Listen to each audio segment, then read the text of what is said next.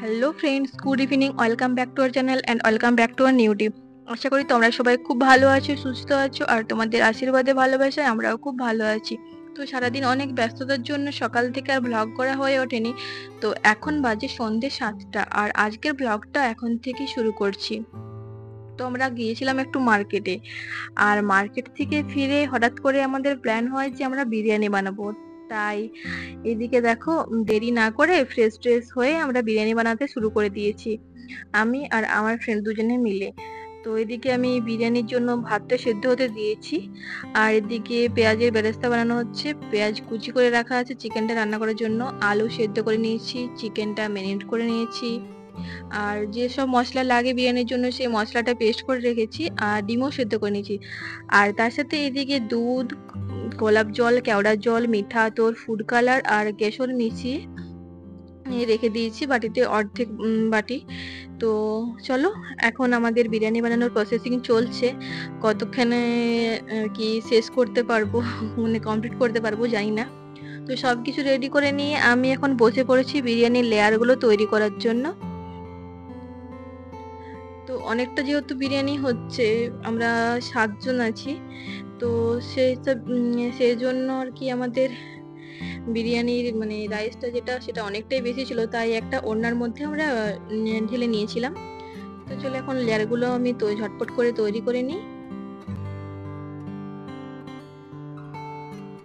তো চলো, আমার বিরিয়ানি লেয়ার দেওয়া কমপ্লিট হয়ে গেছে। এবার আমি বিরিয়ানিটাকে দমে বসিয়ে দেব। 10 মিনিট হাই ফ্লেমে দিয়ে 15 মিনিট আমি দেব লো ফ্লেমে, আর তারপরে আমি 10 থেকে 15 মিনিট আবার গ্যাসটা অফ করে রেখে দেবো ঠান্ডা হওয়ার জন্য। তারপর আমরা সার্ভ করব। তো চলো, আর এখন আমার বিরিয়ানি পুরোপুরি কমপ্লিট, সবাই বসে পড়েছি খাওয়ার জন্য। কালকে ব্লগটা আর কন্টিনিউ করা হয়নি, ডিনার করতে করতে আমাদের অনেকটাই লেট হয়ে গেছিল, প্রায় রাত্রি 11:30 বেজে গিয়েছিল। আর তার মধ্যে বাড়ি থেকে মানে আমাদের কাছে ফোন আসে যে আমার শাশুড়ি মার শরীরটা খারাপ ছিল, কিন্তু তার মধ্যে আরো শরীরটা ভীষণই যেন খারাপ হয়ে যায়। তো আমাদেরকে এমার্জেন্সি ছুটি নিয়ে বাড়ি যেতে হবে, তাই মনটাও ভীষণ খারাপ হয়ে গেছিলো। বাড়ির কারো যদি কোনো শরীর টরীর খারাপ করে, তো মন তো আর ঠিক থাকে না, তো তাই আর কন্টিনিউ করা হয়ে ওঠেনি। তো আজকে আবার ভোরবেলা থেকে ব্লগটা কন্টিনিউ করছি। বড়মশাই ডিউটি চলে গেছে, আর এখন বাজে ভোর 4টে। যেহেতু আমরা বাড়ি যাব, তাই আমাদেরকে ব্যাগ প্যাক করতে হবে, আর হাতে একটু সময় নেই। আমরা দুপুর 2টার সময় বেরোবো, আর ও ডিউটি থেকে আসবো ওই 1:30 নাগাদ, 1টা নাগাদ। তো ওর হাতে তো সময় নেই ব্যাগ করা, তো আমাকে ব্যাগটা যখন গোছাতে হবে, তাই ভাবলাম না ঘুমিয়ে তাড়াতাড়ি করে ব্যাগটা প্যাক করে নিই, তার ওপর আবার রান্না বান্না আছে। তবে বাড়ি থেকে মানে কোয়ার্টারে আসা বলো আর কোয়ার্টার থেকে বাড়ি যাওয়া বলো, আমি যখনই ব্যাগ গোছাই না কেন, আমি পুরো ব্যাগ গোছাতে গোছাতে পুরো হাঁপিয়ে যাই, ভেবে পাই না যে কি নেবো আর কি নেবো না।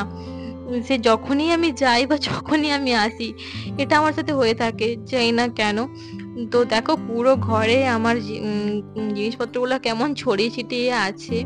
তো অনেক কষ্ট করে যাই হোক জামা কাপড়ের ব্যাগটা আমি গুছিয়ে নিয়েছি। এবার আমার কিছু জুয়েলারি আর মেকআপের জিনিস আছে, যেগুলো আমি গুছিয়ে রাখবো। ব্যবহার করার পরে এই অগোছালো হয়েই থাকে, সব সময় বাগানো থাকে না। তো সেগুলো কিছু বাকি রেখে দিয়ে যাবো, আর যেগুলো আমি রেগুলার ইউজ করি তো সেগুলো নিয়ে যাব। তো সেগুলোও গুছিয়ে নিচ্ছিলাম। তো যাই হোক করে ফাইনালি আমি আমার যে ব্যাগগুলো ছিল সেগুলো আমি প্যাক করে নিয়েছি। মানে ব্যাগ পুরো প্যাকিং করে আমার কমপ্লিট হয়ে গেছে, আর টোটাল ব্যাগ হয়েছে 4টে। জানি না বড়মশাই ডিউটি থেকে এসে আমাকে কি বলবে, যে এতগুলো ব্যাগ নিয়ে বাড়ি যাবে, কি করে নিয়ে যাবে জানি না। তো আর হ্যাঁ, আরেকটা কি বিষয় কি হয়েছে জানো, যে এই ব্যাগ গোছাতে আমি শুরু করেছিলাম ভোর 4টে, আর এখন বাজে সকাল 9টা।